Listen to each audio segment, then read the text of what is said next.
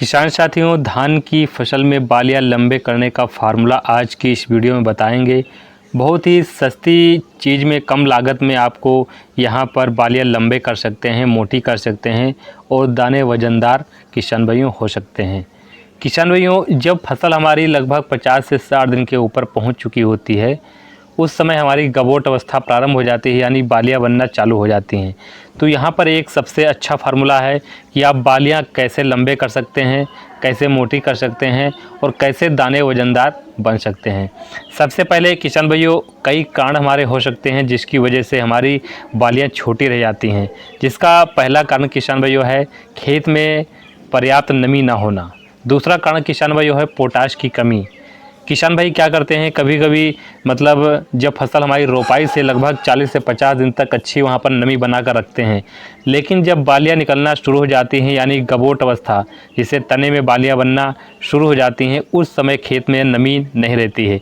कहीं कहीं बारिश भी कम होती है और बारिश ना होने के कारण किसान भाई खेत में पर्याप्त मात्रा में पानी का भराव भी होना चाहिए, यानी वहाँ पर सिंचाई आपको करना है। जब बालियाँ निकलना शुरू हो जाती हैं, जब तक दाना का भराव ना होने लगे तब तक आपको खेत में पर्याप्त नमी होना चाहिए।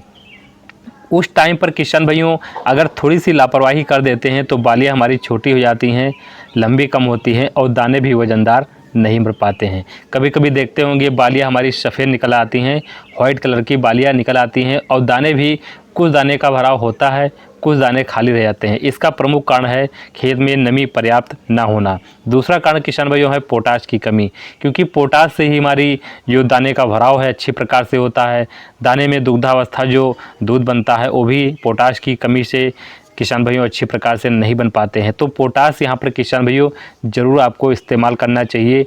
जब दाने का भराव चालू हो जाए, यानी तने में बालियाँ बनना चालू हो जाए, उस समय आपको पोटाश की पूर्ति जरूर कर देनी चाहिए। वैसे पोटाश की जो दो भागों में आपको डालना होता है, एक तो रोपाई के समय डालना होता है, दूसरा आपको जब तने में बालियाँ बनना चालू हो जाती हैं उस टाइम पर किसान भाइयों पोटाश की पूर्ति कर देना चाहिए। लेकिन कुछ किसान भाई क्या करते हैं, रोपाई के समय न डाल करके वहाँ पर NPK खाद, DAP खाद जो भी डालते हैं, बाद में जब दाने भराव चालू हो जाता है तब भी पोटाश का प्रयोग नहीं करते हैं। ऐसे में किसान भाइयों इसका कारण ये भी हो सकता है कि तने में जो बालियाँ बन रही होती हैं वो अच्छी प्रकार से निकल नहीं पाती हैं और उनकी लंबाई और जो मोटाई है और दाने वज़नदार है वो नहीं बन पाते हैं। तो इसका प्रयोग करने के लिए किसान भाइयों आपको यहाँ पर कुछ जो हमारे NPK खाद आते हैं उनका प्रयोग करना चाहिए। अगर फसल आपकी लगभग 50 से 55 दिन तक हो चुकी है, उस समय भी आप दानेदार पोटाश का प्रयोग 15 से 20 kg प्रति एकड़ के हिसाब से कर सकते हैं। अगर वहाँ पर आपकी गबोट अवस्था प्रारंभ हो चुकी है, यानी फसल में तने में बालियाँ बनना चालू हो जाती हैं, तो ज़मीन में मतलब मिट्टी में आपको दानेदार पोटाश न डाल करके आपको स्प्रे के माध्यम से डालना चाहिए। क्योंकि मिट्टी में डालने से कोई फ़ायदा किसान भाइयों नहीं मिलता है, क्योंकि जब तक फ़ायदा मिलेगा तब तक हमारी बालियाँ ऊपर निकल आती हैं और स्प्रे के माध्यम से आपको रिजल्ट तुरंत मिलना चालू हो जाता है। इसलिए आपको NPK जो 0050 आता है, NPK 13045 आता है, इनकी आप पूर्ति करके पोटाश की पूर्ति यहाँ पर किसान भाइयों कर सकते हैं।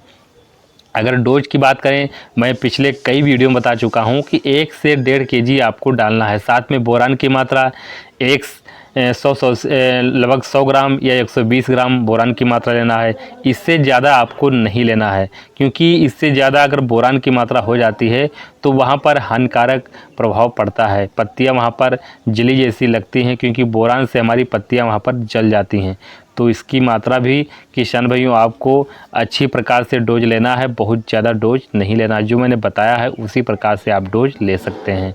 और किसान भाइयों क्या होता है, खेत में जब पर्याप्त मात्रा में बालियाँ निकल आती हैं तो वहाँ पर ये भी किसान भाइयों बहुत बड़ा फैक्टर होता है कि दाने का भराव अच्छी प्रकार नहीं हो पाता है, क्योंकि वहाँ पर रस चूसक कीट हैं जो सीधे आक्रमण हमारी बालियों पर कर देते हैं और जो दुग्धावस्था में जो बालियाँ दाने का भराव हो रहा होता है उसका रस चूस लेते हैं। दाने हमारे खोखले हो जाते हैं, जिससे भी किसान भाइयों जो पिचके हुए दाने रह जाते हैं वो सफ़ेद हो जाते हैं, सूख जाते हैं और वहाँ पर दाने वज़नदार नहीं बन पाते हैं। इससे भी बालियाँ हमारी छोटी और लंबी और मोटी दाने वज़नदार नहीं बन पाते हैं।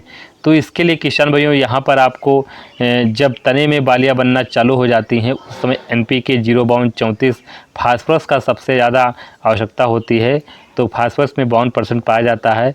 फास्फोरस का काम होता है ट्रांसपोर्ट करना, या मतलब पौधे से बालियों तक भोजन पहुंचाने का कार्य फास्फोरस करता है, इसलिए यहाँ पर फास्फोरस की पूर्ति ज़रूर करना चाहिए। किसान भाइयों बात करेंगे, अगर वहाँ पर ज़्यादा आपको बालियाँ निकल आती हैं, खेत में ज़्यादा पानी का भराव बना रहता है, तो उस समय रोग सबसे ज़्यादा सीड ब्लाइस्ट रोग जो होता है वो देखने को मिलता है। तो इसके लिए हेक्साकोनाजोल जो आता है आपको, तो उसकी 400 ग्राम मात्रा लेना है। 150 से 200 लीटर पानी में घोल तैयार करके आपको स्प्रे कर देना है, या सीतमार दवा आती है उसकी आपको 400 ml प्रति एकड़ के हिसाब से आपको स्प्रे कर देना होता है। इससे किसान भाइयों आसानी से आप कंट्रोल कर सकते हैं। मैंने पिछली वीडियो में बताया है, इस वीडियो में बता रहा हूँ कि इस समय आपको देखभाल करने की बहुत ज़्यादा ज़रूरत होती है। बालियाँ निकल रही होती हैं, दाने पिचके रह जाते हैं।